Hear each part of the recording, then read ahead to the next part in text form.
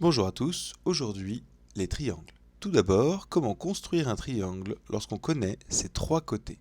Par exemple, si on cherche à construire un triangle KLM, tel que KL égale 6 cm, LM 5 cm et KM 4,5 cm, premièrement, on va d'abord réaliser un dessin à main levée pour mieux visualiser les étapes de construction, savoir à quoi va ressembler grossièrement notre futur triangle.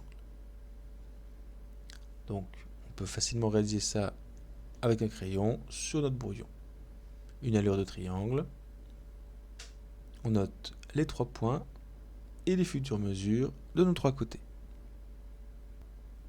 Ensuite, on va commencer par tracer un des 3 côtés. Ici, on a choisi le côté KL qui fait 6 cm. Donc on prend la règle et le crayon et on trace le côté KL. Une fois le segment KL réalisé, on s'inspire du dessin à main levée pour placer le point M. On sait qu'il est situé à 5 cm du point L et à 4,5 cm du point K. On utilise le compas pour déterminer l'emplacement de ce point. Grâce au compas, on va pouvoir déterminer tous les points situés à 5 cm de L. Donc on prend le compas, on prend sa règle, on fait un écart de 5 cm avec le compas, on pique sur le point L et on fait un arc de cercle à 5 cm du point L. On va faire la même chose en partant du point K, car le point M se situe à 4,5 cm du point K. Donc on prend sa règle, on fait un écart avec le compas de 4,5 cm. On pique sur le point K et on trace un arc de cercle à 4,5 cm du point K. L'intersection des deux va nous donner le point M. Quand on a déterminé l'emplacement de nos 3 points, on n'a plus qu'à les relier à la règle. Et ainsi, on a tracé le triangle KLM.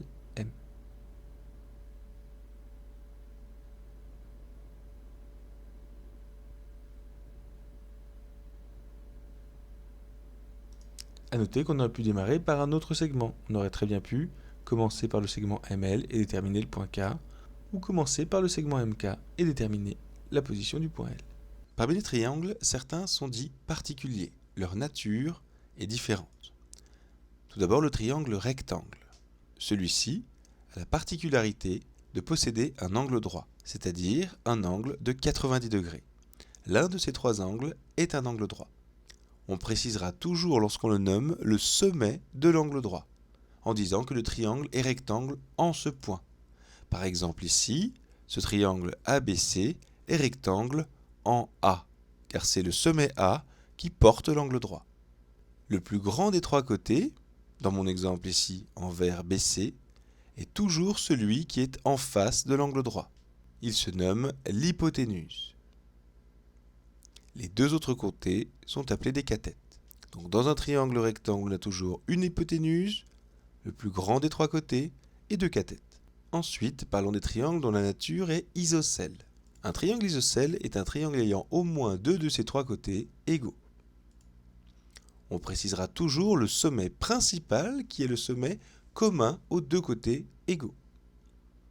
Le côté opposé du sommet principal, lui, est appelé la base. Par exemple, si un triangle ABC est isocèle en A, cela veut dire que c'est le sommet A qui est le sommet principal. C'est de lui que partent les deux côtés égaux. Le côté qui est en face de lui est la base. Il n'a pas A pour extrémité. Notons au passage que les deux angles adjacents à la base sont de même mesure. Rien n'empêche un triangle rectangle d'être également isocèle. S'il possède un angle droit et deux côtés égaux, il sera rectangle isocèle. Le sommet principal sera toujours le sommet qui porte l'angle droit. Enfin, le triangle équilatéral. Un triangle équilatéral est un triangle ayant ses trois côtés de même longueur, un cas particulier du triangle isocèle. Par exemple, ici si ABC est équilatéral, ça veut dire que AB égale BC égale CA. On notera également que ces trois angles sont de même mesure. Tous les triangles dont la nature est différente des quatre que l'on vient de citer, rectangle, isocèle, isocèle rectangle ou équilatéral, sont des triangles quelconques. Lorsqu'on parle d'un triangle sans préciser sa nature, il s'agit forcément d'un triangle quelconque. Les triangles à nature spécifique, comme les trois cités ci-dessus, peuvent avoir des propriétés que les triangles quelconques ne partagent pas. Donc, dans le cas de base, on choisit toujours un triangle quelconque. Voilà, merci.